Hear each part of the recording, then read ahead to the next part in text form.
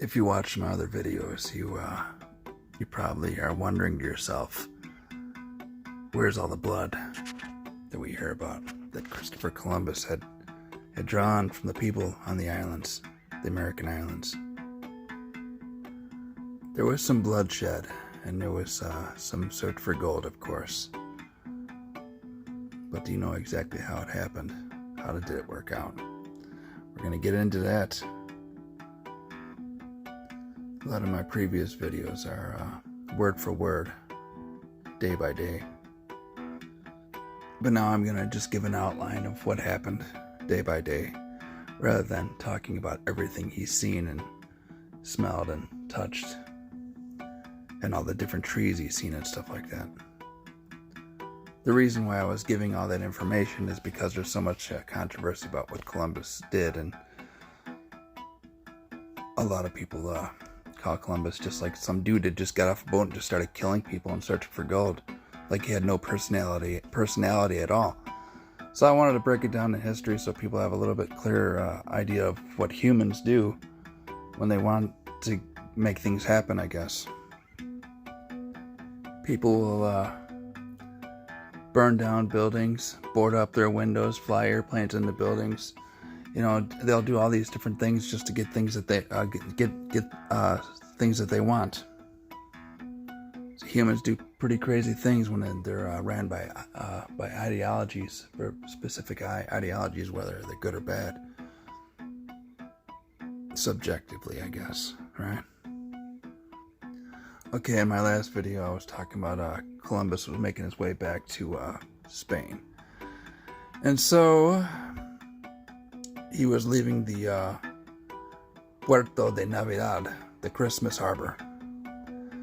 Okay, on Friday, January 4th, 1493, Columbus leaves the Christian settlement Puerto de Navidad.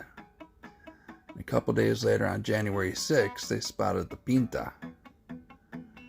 And they had lost the Pinta earlier. I don't remember if I mentioned it. I think we did. Martin Alonso Pinzon was the captain of the Pinta that had earlier taken off and disappeared on Columbus. Now they found him.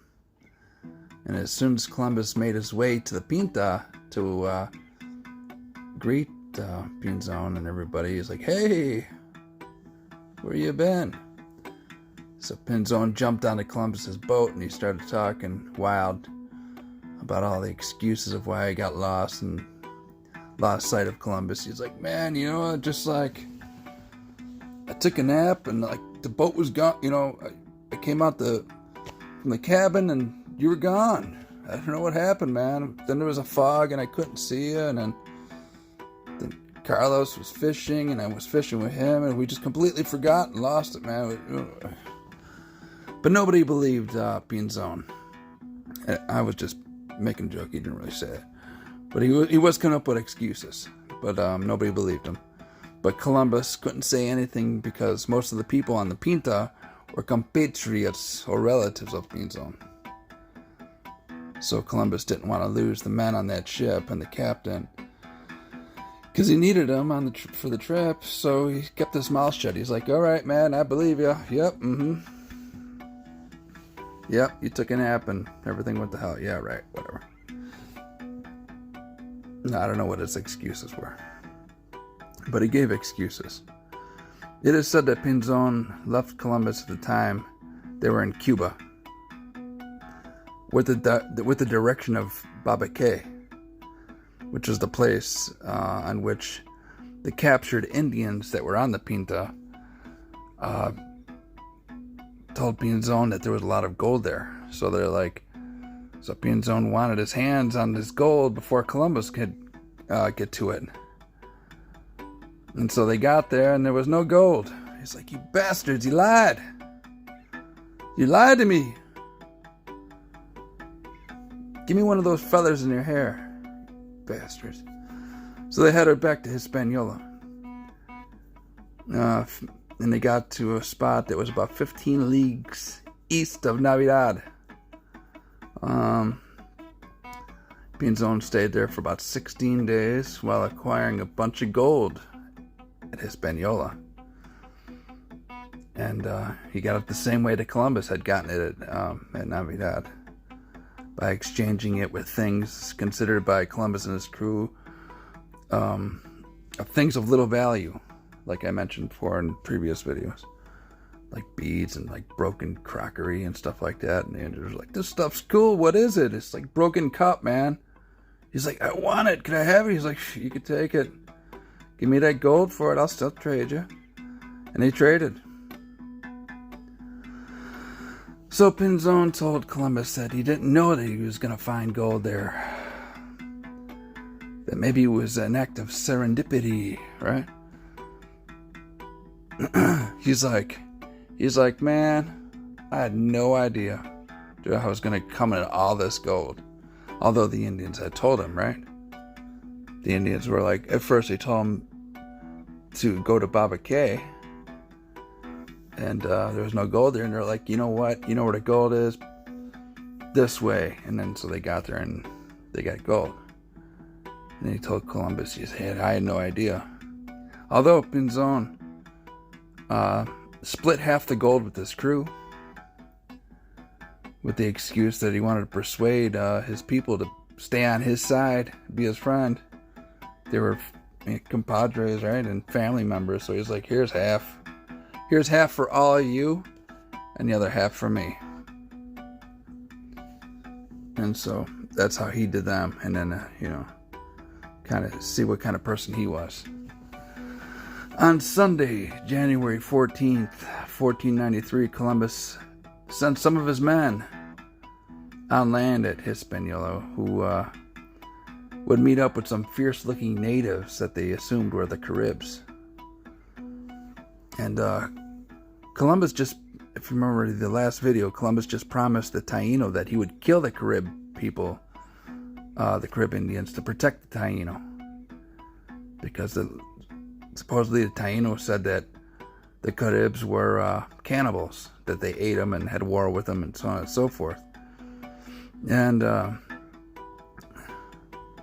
so Columbus had his people go to the island on a boat, and they meet up with the Indians, and the Indians had their bows and arrows loaded and ready to strike, and they were really fierce looking and surrounding the Europeans. And the Indians seemed like really alarmed and like, oh, what's going on? We're gonna kill you white people. And Columbus's men started to argue with them a bit, but eventually everything settled down, and the Europeans bought a couple bows and arrows from them, and they're like, hey man, I like that arrow you're pointing at me, how much you want to sell it for? And so he's like, I'll trade you this broken cup. And I don't know what they traded him for, but they acquired it. And they convinced one of the Indians to come on the boat and come and talk to Columbus, to Christopher Columbus. And so he did. So the Indian with the Europeans got on the boat, and they went to see Columbus.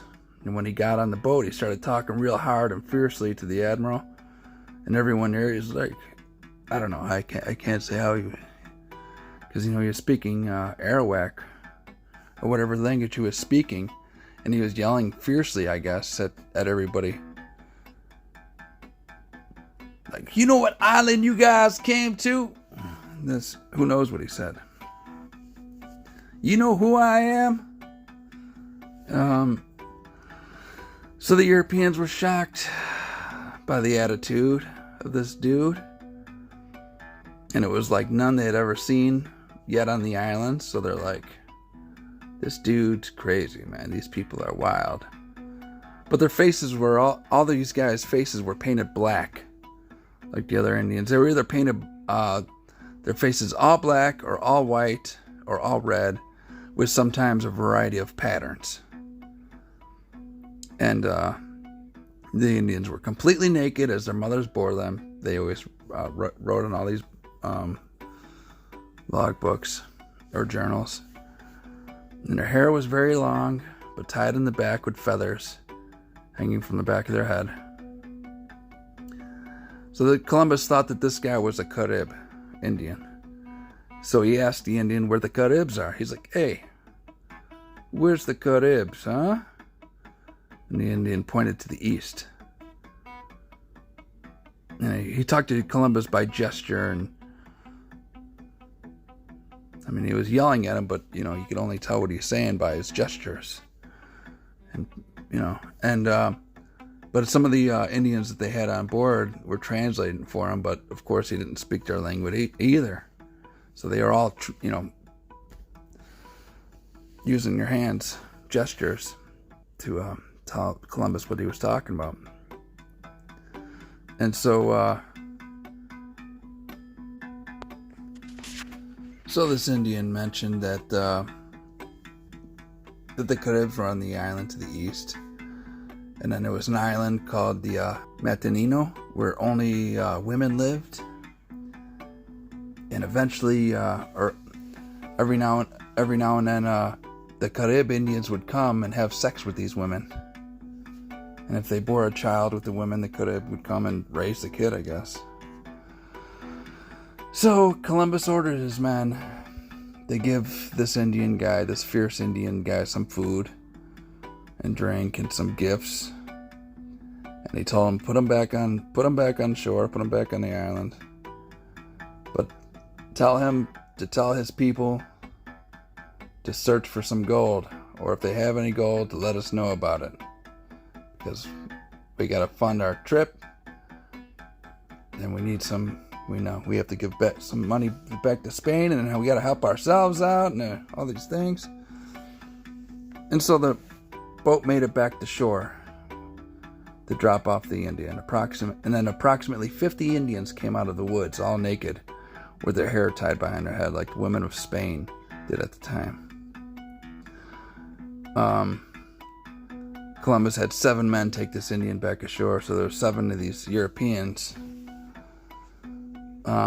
standing there, and they got off the boat. The Indians from the woods had surrounded the Europeans, but the Indian that was with the Europeans that were on the ship, he told all those guys from the woods, he's like, hey man, put down your weapons, man, these guys are cool, they just gave me some food. They got these broken cups and stuff on the ship. It's like really cool, man. Put your stuff down. Put your weapons down. So they did. And they were cool for a moment. Columbus told his men to buy some of the interesting weapons from these Indians. He's like, try to get some of those things. We'll bring it back. So the Christians started to ask these men that came out of the woods to trade some of the weapons with them. And the Indians became angry somehow.